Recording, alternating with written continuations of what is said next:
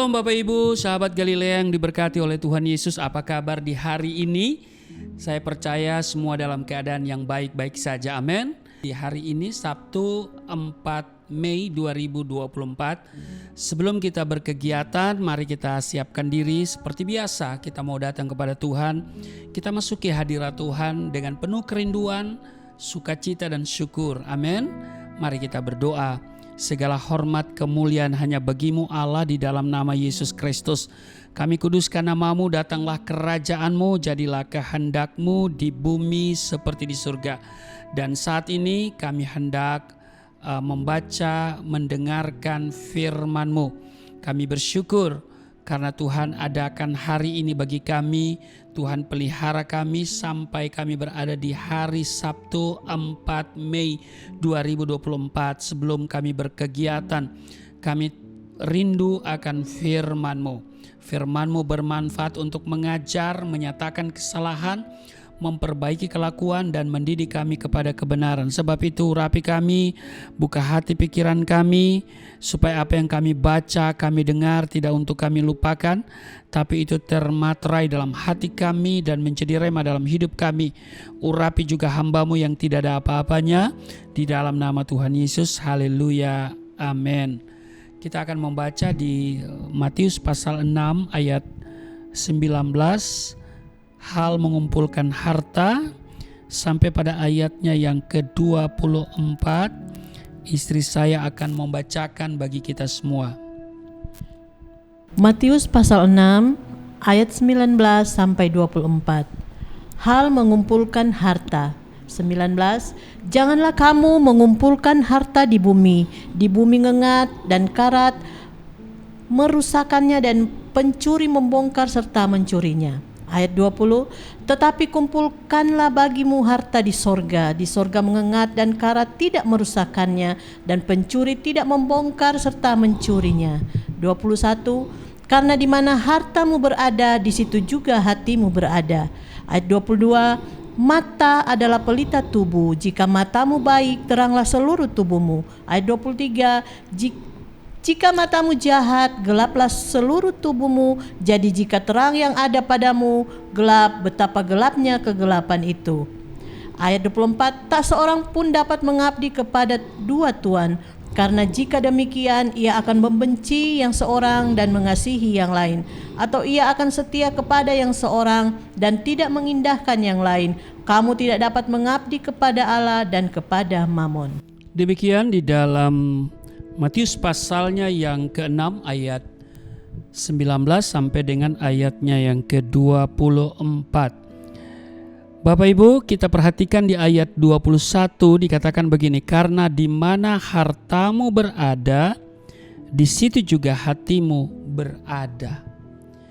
Saudara, apa yang tertulis di Matius 6 ayat 21 ya, bisa memiliki arti negatif atau juga positif, itu bergantung dari apa yang kita jadikan harta dalam hidup ini.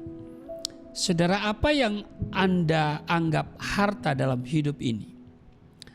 Saudara, harta yang dimaksud pada Matius 6 ayat 21 adalah segala sesuatu yang Anda miliki, yang Anda tidak rela untuk kehilangannya, dan rela melakukan apa saja untuk mempertahankannya. Bisa juga segala sesuatu yang Anda perjuangkan untuk dimiliki dan Anda rela melakukan apa saja serta mengorbankan apa saja untuk hal itu. Nah, beberapa contoh harta antara lain. Ada orang yang menjadikan keluarga sebagai harta. Siang malam yang ada di pikirannya dan di hatinya adalah keluarga. Apapun yang dia lakukan demi menyenangkan keluarga. Akibatnya segala cara ditempuh, kadangkala sampai melakukan perbuatan-perbuatan yang melanggar hukum dan melanggar firman Tuhan untuk membahagiakan yang namanya keluarga. Tapi ada orang yang menjadikan usaha, karir, pekerjaan sebagai harta. Segala energi dikerahkan untuk menghasilkan dan untuk keberhasilan serta kesuksesan. Dan segenap waktu yang ada dia pergunakan dengan maksimal untuk menunjang atau menghasilkan keuntungan dan kemajuan. Nah, beberapa orang bahkan tidak segan-segan memberi dirinya sendiri kepada orang atau oknum yang mampu menjamin keberhasilan usaha atau karir tersebut. Dan sebaliknya, tidak segan-segan menyiksa habis-habisan bagi siapa saja yang coba menghalanginya. Nah, tidak sedikit orang, baik itu kaya maupun miskin, yang menjadikan keuntungan materi sebagai harta. Segala sesuatu dilihat dari sisi profit atau keuntungan. Jika dia yakin yang diperbuatnya tidak akan memberi keuntungan atau berpotensi untuk itu, maka dia akan menolak melakukannya. Pedoman mereka sederhana saja. Segala sesuatu ada pamrihnya. Di dunia ini tidak ada yang gratis. Demikian mereka katakan. Ya kan? Nah, Bapak Ibu, saudara-saudara sahabat Galilea yang diberkati oleh Tuhan Yesus, zaman sekarang ada pemuda remaja yang menjadikan kenikmatan hidup menjadi harta. Akibatnya mereka rela melacurkan diri demi memperoleh uang yang digunakan untuk membeli kenikmatan hidup itu. Nah, pertanyaannya bagi kita adalah, apa yang menjadi harta di dalam hidupmu? Jika harta Anda adalah hal-hal yang ada di dalam dunia ini, coba perhatikan seorang kaya yang boleh dikatakan konglomerat ya di zaman purba, namanya Ayub, yang dalam satu hari kehilangan seluruh yang dia miliki.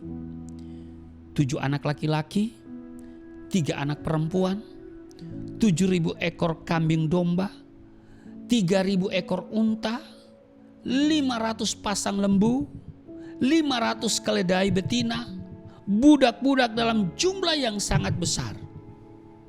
Itu lenyap dalam satu hari. Apa reaksinya? Apa komentarnya? Apakah dia kemudian menjadi stres, jadi gila dan menyalahkan Tuhan? Tidak demikian. Kita tidak baca di dalam Alkitab bahwa Ayub menjadi gila. Ia berkomentar seperti apa yang tertulis di dalam Ayub pasal 1 ayat 21. Dia berkata begini, dengan telanjang aku keluar dari kandungan ibuku, dengan telanjang juga aku akan kembali ke dalamnya. Tuhan yang memberi, Tuhan yang mengambil, terpujilah nama Tuhan. Di ayat 22, dalam kesemuanya itu Ayub tidak berbuat dosa dan tidak menuduh Allah berbuat yang kurang patut. Bapak Ibu saudara-saudara yang diberkati oleh Tuhan Yesus, pertanyaannya adalah mengapa Ayub dapat tegar menghadapi semuanya itu? Dia menjawab itu di dalam Ayub pasal 42 ayat 1 dan 2. Maka jawab Ayub kepada Tuhan, aku tahu bahwa Engkau sanggup melakukan segala sesuatu dan tidak ada rencanamu yang gagal. Bapak Ibu sahabat Galilea yang diberkati oleh Tuhan Yesus, harta yang sesungguhnya bagi Ayub bukanlah anak, bukan kambing domba, bukan unta, bukan lembu, keledai, budak-budak ataupun istri. Bagi Ayub, harta yang sebenarnya adalah Tuhan sendiri. Amin. Ayub mengenal siapa yang dia sembah. Ayub mengenal siapa yang dia percayai. Ayub tahu bahwa jika Tuhan mengizinkan sesuatu terjadi, maka Tuhan juga yang akan menyelesaikannya bagi dia. Inilah harta yang luar biasa yang dimiliki oleh Ayub. Pertanyaannya bagi kita adalah, sudahkah kita memiliki harta itu? Apakah kita menjadikan Tuhan sebagai harta utama kita? Sebab di mana hartamu berada, di situ hatimu berada. Ya kan? Jadi mari jadikan Tuhan sebagai harta, supaya di mana harta, yaitu Tuhan, ya kan? Maka di situ hati kita. Saudara, sahabat Galilea yang diberkati oleh Tuhan Yesus, segala hal boleh menimpa diri dan hidupmu, tapi jangan sampai hal itu membuatmu kehilangan Tuhan Yesus. Karena hanya Dia harta yang layak untuk dipertahankan. Amin. Selamat berkegiatan di akhir pekan ini. Tuhan Yesus memberkati. Mari kita berdoa. Terima kasih Tuhan, untuk hari ini kami berada di akhir pekan dan kami hendak melakukan berbagai kegiatan. Tuhan menolong kami, Tuhan menyertai, melindungi kami terhindar dari segala yang jahat. Tuhan, Engkau adalah harta kami yang terindah, dan kami jadikan Engkau sebagai harta yang utama dalam hidup kami.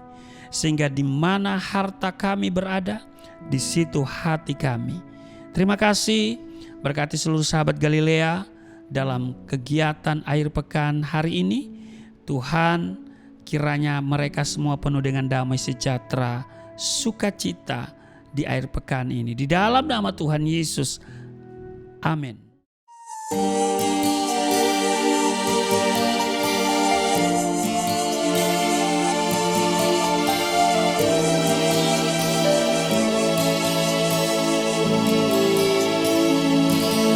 Bapa kami yang di surga, dimuliakanlah nama-Mu. Datanglah kerajaan, jadilah kehendak-Mu di bumi seperti di surga.